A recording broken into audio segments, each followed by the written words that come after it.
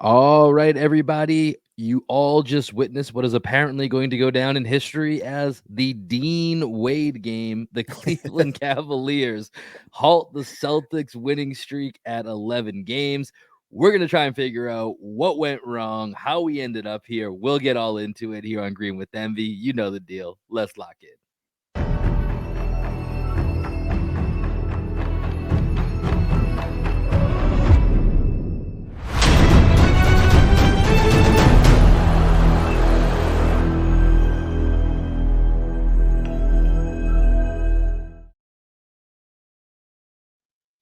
What up, what up, what up? Welcome into another post-game edition of the Green with Envy podcast. As always, this is your boy Will Weir checking in.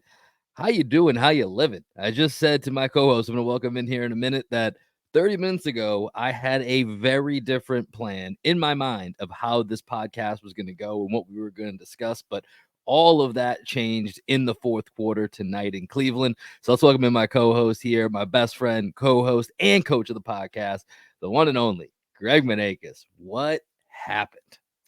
When you play like shit, you lose. And the Celtics played like shit. They didn't play well the entire night. I didn't like anything that was happening on the court the whole time. And it felt like the Celtics thought, oh, we just beat the Warriors by 50 points. We just have to show up. No Donovan Mitchell. Evan Mobley goes out. Darius Garland's having a bad game. The defense wasn't horrible, in different parts of the game. The fourth quarter was a whole different thing. Yeah. I didn't like anything that the Jays were doing other than Tatum getting hot in the first half. Like, I didn't like the way Jalen played. I didn't like his decision-making throughout the entire game.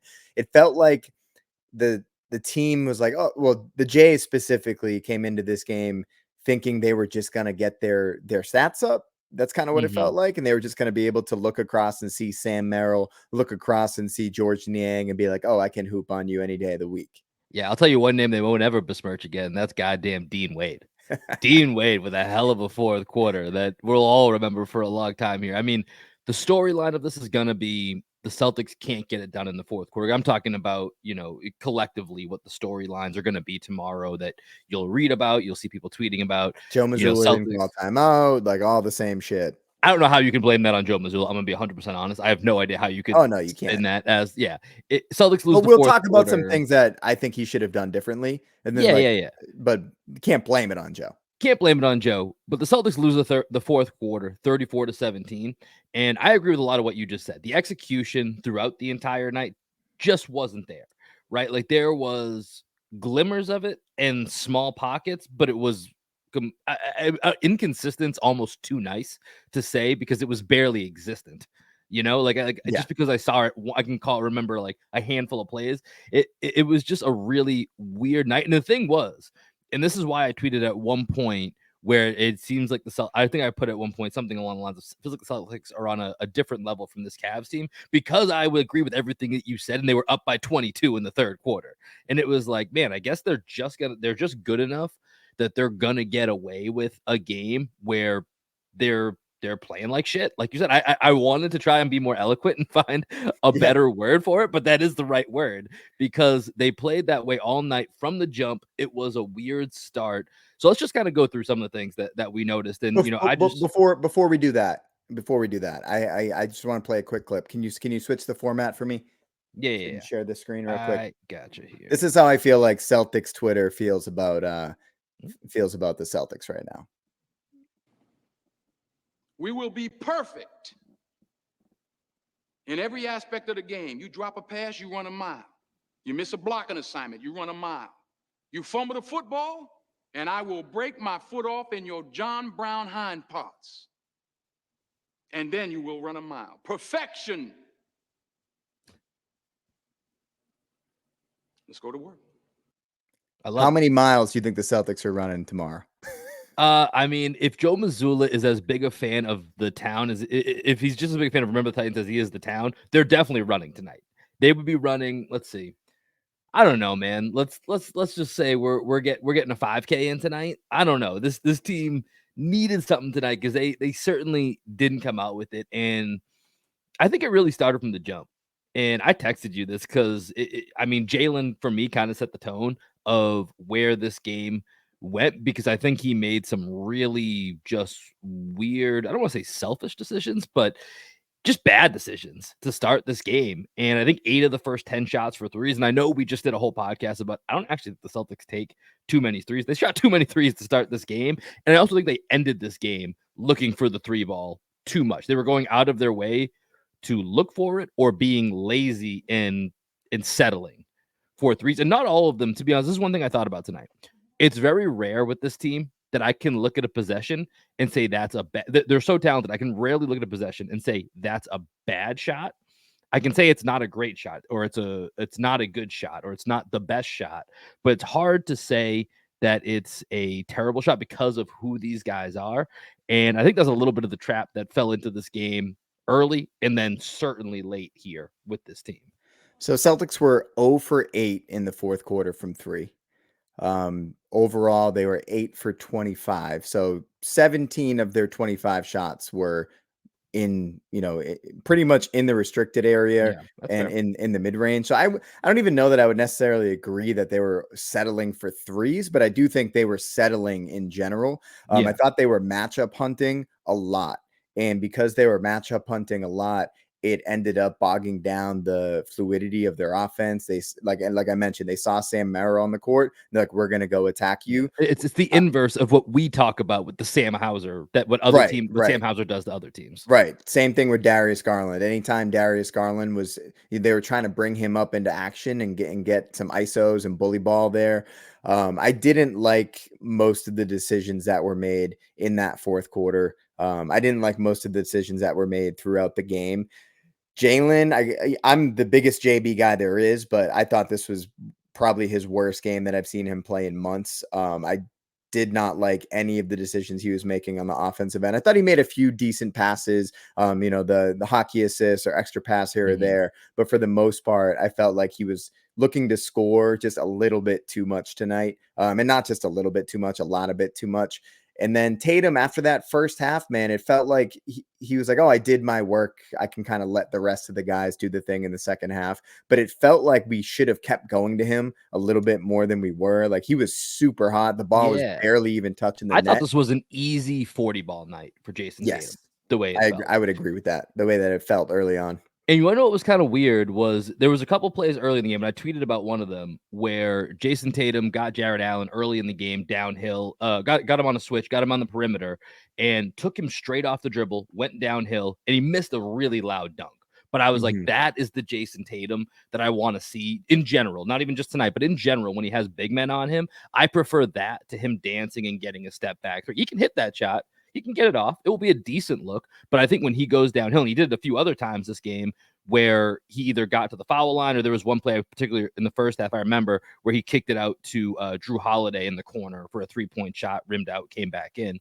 And in the second half, even the Cavs kind of almost welcomed that. Jared Allen was on Jason Tatum quite a bit in the second half. And either this, which is weird because when you were saying about mismatch hunting, we kind of didn't go back to that matchup in which I think Tatum could have got downhill, but also Tatum felt very lackadaisical in that second half, to your point of, I put in my work, and you didn't see any urgency or any, I'm trying to think of the right word. Like, when he had the ball, there wasn't that same oomph. I'm struggling to find the right word for it, but I felt like it was lethargic, man, throughout the game. They didn't have a lot of energy. I felt like the energy they did have, they were kind of using on the defensive end. I thought like the defensive effort up until the fourth quarter was pretty good. Derek White specifically was awesome on the defensive end tonight. For him. Yeah, 4 blocks tonight. Drew Holiday, I thought, really brought it. Jalen, not so much from him. Tatum had a couple moments where he stepped up the energy on D.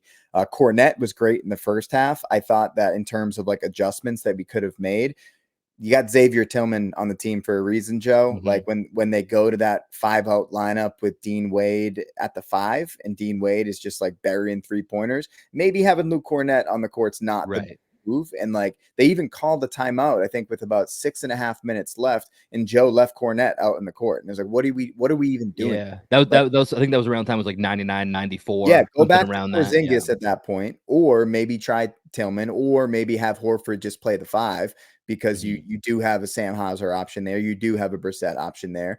You do have your best 4 with Horford. They could have gone the stock exchange and the Jays there, and he didn't. But back to Tatum. Second half, he was 1 for 11, 0 for 3 from 3. So he wasn't like I said, he wasn't overshooting the ball from 3. I think three pointers and a half is about what you expect from JT, that maybe even under what you expect from JT.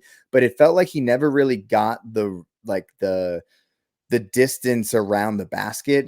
They were showing a lot of bodies, but I think part of the reason why the bodies were there is because we were so stagnant and we were mismatch hunting. We were trying to attack one on one from the top of the key a little bit too much, and that's the worst place to attack one-on-one against a set defense. If you get the defense in rotation, like the beautiful game Celtics that we normally think of, this iteration of the Celtics, there's not a lot of help being shown because the defense is constantly scrambling. We're putting pressure on them. We're bending the defense like no other team really can. And tonight we just didn't do that. We were just like, it's going to be easy. We're not going to have to expect, because that takes a lot of energy to play that way. And it felt like they were like, we have a big game coming up on Thursday. Let's just do what we need to do against this team. And it's a trap game, right? Yeah. Especially with no Donovan Mitchell. And then, as you said, Evan Mobley goes out in the third and you're already up 15 at that point, maybe heading towards 20, whatever it was. I mean, it got up to 22 in that third. And this is to the point of,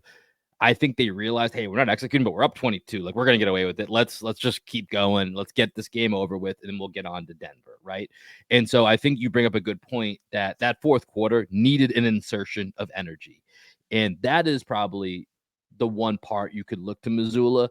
And whether it's Xavier Tillman, just because maybe that's a better matchup because he's a little bit more mobile than Luke, or I think when you brought up O'Shea Brissett, that's somebody that I'm jumping out to me right now as, you know what, this game needs a little chaos. This game needs a little bit of a jolt of someone that you're just going to say, man, that guy's flying around right now. Like, that felt like that, looking back now, 2020 vision, of course, but like, thinking about what this game could have used might have been a little sprinkle of an O'Shea Brissett stint.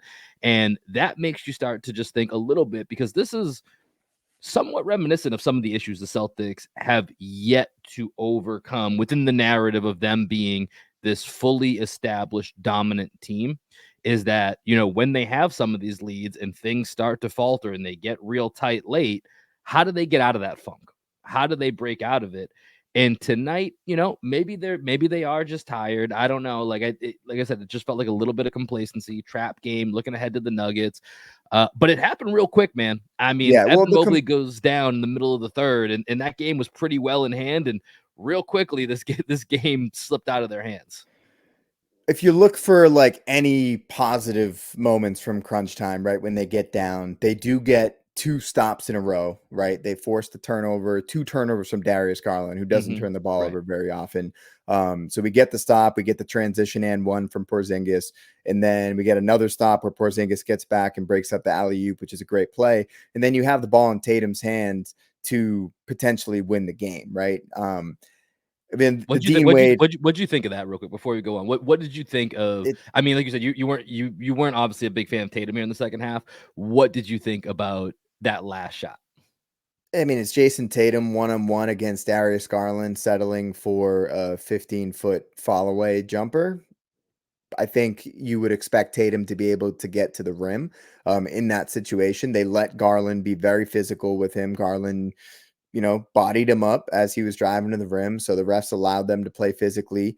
And I thought that Tatum went too late. That's for damn sure, which is another thing, which is an issue with Tatum, is that I was screaming at my TV. I was like, guys, we're go, man. 3-4 seconds. What are we doing? Give yourselves an option to get an offensive rebound at the end of the game. And it does seem like they haven't quite figured that out.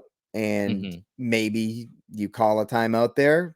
I don't think you need to call a timeout there, but if you see with 10 seconds left, Jason Tatum is still standing at half court, waving people around and orchestrating shit, maybe you call a timeout there, and that's I don't want to belabor that point, because I do think at the end of the day, it's on Tatum. You should fucking know. You had Tatum and Garland. Like, I mean, what else could you have really asked for as far as like if you're going to get just a matchup to go 1-on-1? Like, I don't know what else you could have asked for. To me, that falls way more on Tatum than it does Missoula calling a timeout in that particular situation. Because I think for me, it's the process of it was what was wrong. Yeah. What you eventually got, Tatum shooting over Garland, I'll live with that. It's just how you got to it and the time he wasted. That by the time he even tried to get to the middle of the court, Jared Allen was like, he's not gonna have time to get this ball Right. back to Porzingis. So now I can come and act as a second contest here. And it was just too late. The process was bad. The ultimate shot itself, not the worst, but the way you got there was the issue. Yeah, and even that, man, I don't really like the shot. I think that you gotta get to the basket in that situation. He settled for that shot there. I think they could have just like run some sort of action to get a little bit more movement so the defense isn't just standing there in help. There was just zero movement in that fourth Little, quarter. oh my God, dude, It was so it was brutal. I'm bad. having trouble like finding the words to describe how bad they played in the fourth quarter. I think Yeah. I'm chalking it up to them being a little bit tired, resting on their laurels to some degree, right? The 11-game win streak, playing the best basketball they've played all season, and they see some guys on the other side of the court that they think that they're better than. And they just said, we expect to win because we're better than you. We don't necessarily need to play the type of basketball we've been playing that has established this 11-game winning streak. The pace was slower. They weren't pushing the ball in transition. I would like to see the transition points in this game today. Even like one play that kind of stood out to me, we got a basket out of it, but it was Jaylen Brown was in transition 2-on-2. He ended up giving the ball to Porzingis, following him for a layup where Porzingis may have gotten fouled. But like in that situation, normally JB is like taking off like a rocket and he's trying to like finish strong over somebody.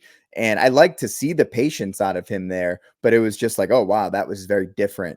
It's like we're kind of playing with your food a little bit, playing against guys that you just feel like I'm physically a better basketball player than you, and that's all I have to do today is just show up and be better than you. And in the NBA, that's just not going to happen. I was interested because when I was watching the game, I was like, I don't like anything that I'm seeing. I didn't like the way the Celtics played at all. So I went on Twitter just to see what people were saying, and it felt like for the most part, people weren't really recognizing how bad the Celtics were playing and how lethargic they were playing and how complacent, the word that you used earlier, how complacent they were. And then I tweeted out at the end of the third quarter, I was like, it's weird not seeing the Celtics play perfect basketball.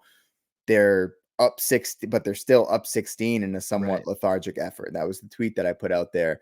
And, I was wondering if people would agree with me or whatever. And, I did see some likes on it and people seem to agree. And then all of a sudden the 22-point lead is just out the window and we're losing the game and Dean Wade's having the game of his life.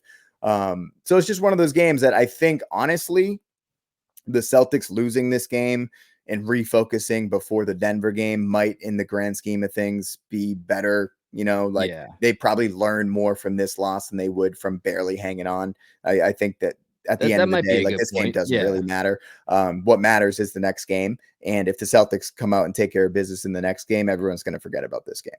Yeah, I mean, tonight, to your point, felt like a ticking time bomb they were going to get away with. Like that's what it felt like. So when the game started, when the game crept back to 11-8, I was like, all right, this feels about right. All right, let's see if and we talked about it when or Joe Mazzulla talked about in that article with Jared Weiss about like, all right, so everything was working, now it's not working. How do you reset, refocus, and get back to what you need to do? And they just didn't do it tonight, and that's going to happen at different times over an 82-game season. I was thinking as you were talking, slightly reminiscent of the Indiana game where Tyrese Halliburton goes out at halftime, and now we're replacing the TJ McConnell effort with the Dean Wade fourth quarter. And those two games are kind of just, it's a struggle to make too much of a big deal of it, because at the end of the day, that's not going to be the Cavaliers. If we play the Cavaliers in the playoffs, that's not, I don't think they're going to look at this game and be like, hey, you know what really worked?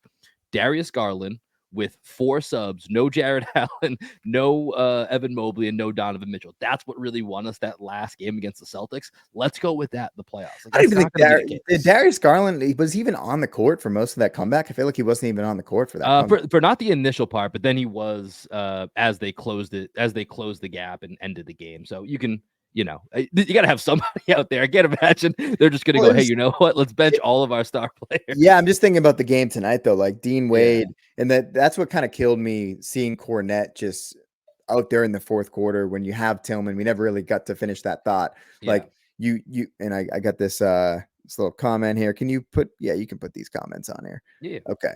So we got this shout out to Miggy Moore here. Said, why trade for pieces if we don't put them in? Gotta agree with that, man. I felt like this is the game that Tillman should have been on the court, because you got to be up to the level of the screen or up to touch when you're going up against someone that can shoot like Dean Wade could shoot tonight. Dean Wade is a serviceable shooter, but tonight. He was on fire tonight, right? And I think Kornet he played great in the first half, but they were targeting him in the second half, and they were really trying to take advantage of him not wanting to come out beyond the 3-point line. And I think you got to make that adjustment. If you're Joe, you got to call a timeout, or you got to switch up the scheme, and you got to say, okay, well, Kornet, go out up to the level of the screen and make Dean Wade put the ball on the floor.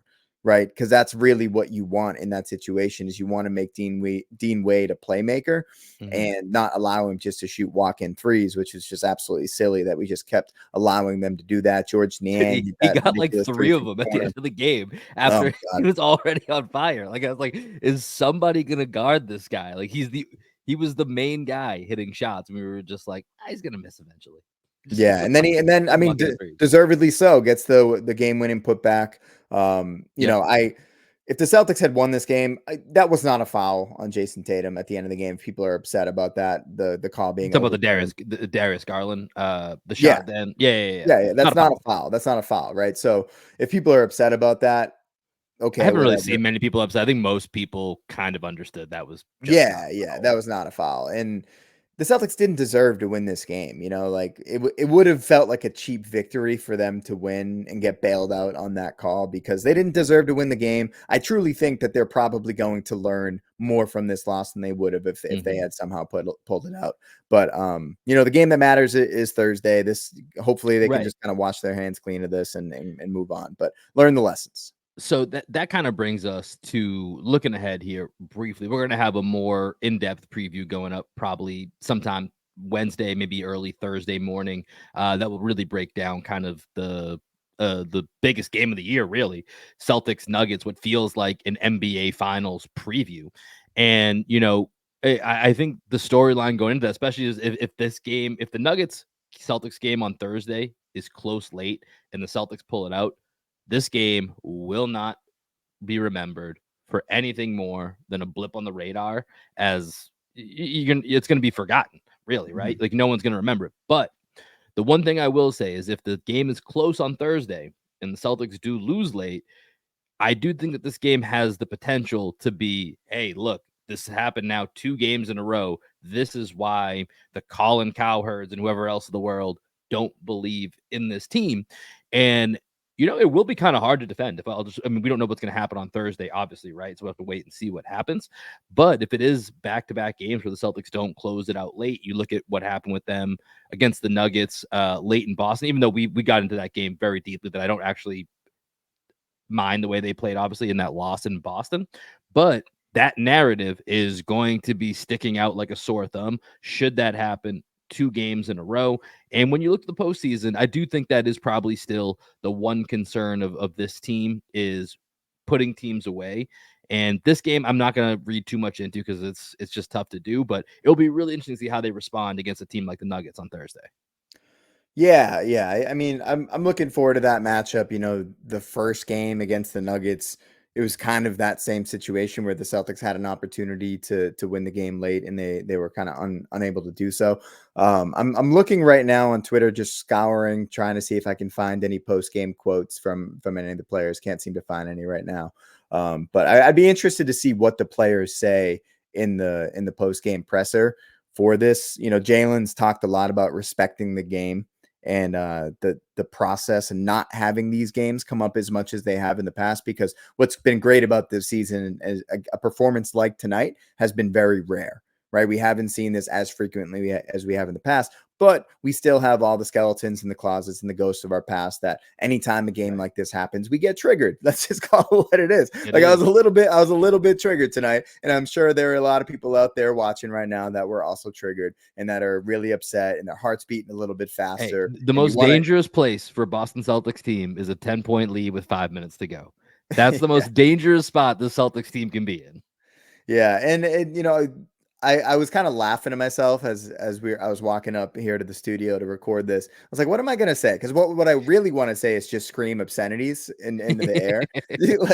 Like you kind of need to do that some games, but it's fun to talk it out and just I really want to see what the players say though. So have you found anything? No, I haven't found. I've been trying to refresh here. It's we're going live right after the game, so we don't always get those quotes. But I think for me, it's this game right now is easy to move on from. I think once again, if on Thursday we get another game that there's something in that clutch time that happens again that makes me kind of backtrack on how great I've been feeling about this team, then this game's going to actually linger more based on what happens Thursday, I think. Because I think right now, this game is very easy to put in my rear view, as Joe Mazzulla would like me to say. But I think whatever happens Thursday will ultimately actually dictate how I feel about this game and how I feel about this team specifically in those clutch time situations. So we'll have to see. I got something pulled up here from Joe. Let me just share my screen really quickly. Shout out to our girl Noah for having this posted up there. All right, so this is Joe Mazzulla on the last possession. We just got to go faster there. Let's see what Joe said. Yeah, I mean, we got to go faster there, but I thought D White got the matchup we wanted into, and we just got to play a little bit faster. So down one in that situation, you try to get a couple more possessions, and I just got to get into it faster, go faster, and try to extend the game. Did you think about? I mean, obviously, like I call one out, like earlier when it's I called one at 4.6, but they didn't see it. So, but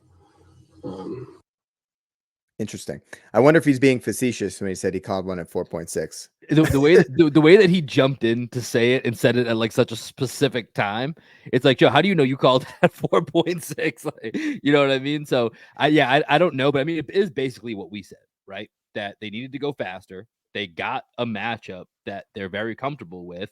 And then, whether or not Joe was being facetious, we don't know, but he's at least saying, hey, yeah, I saw that we weren't going quick enough and I tried to call a timeout. Literally the 3 points that we talked about with that play earlier. Anything else you want to hit on here before we wrap up here, Greg? No, just looking to see if there's any more quotes floating out there on Twitter, but I can't find anything right now. I mean, if you're upset about this game, then you have every right to be as a fan, but just remember we're coming off 11-game winning streak. We're still up by like 8 games in the Eastern Conference. We're going to be good. I really think the Celtics will learn more from this loss than they would have from a win. So I think that's my biggest takeaway. We'll see how they bounce back on Thursday. And everybody here watching with us, thank you for joining. Yeah, we'll be back Thursday night. Big game. We'll be back with a post-game show. Like I said, we should have a preview up and ready for that game sometime either on Wednesday or early Thursday morning. So make sure you are locked into the podcast feed for that one, as well as our YouTube channel. That's where you're going to see it first and foremost. So make sure if you're on following us, go to our YouTube channel, subscribe, make sure that you're following along. And we got a lot more exciting games coming up the rest of this week. Phoenix on Saturday. So big week coming up. We'll be back. Win streak ends, but the season goes on. We'll see you guys later.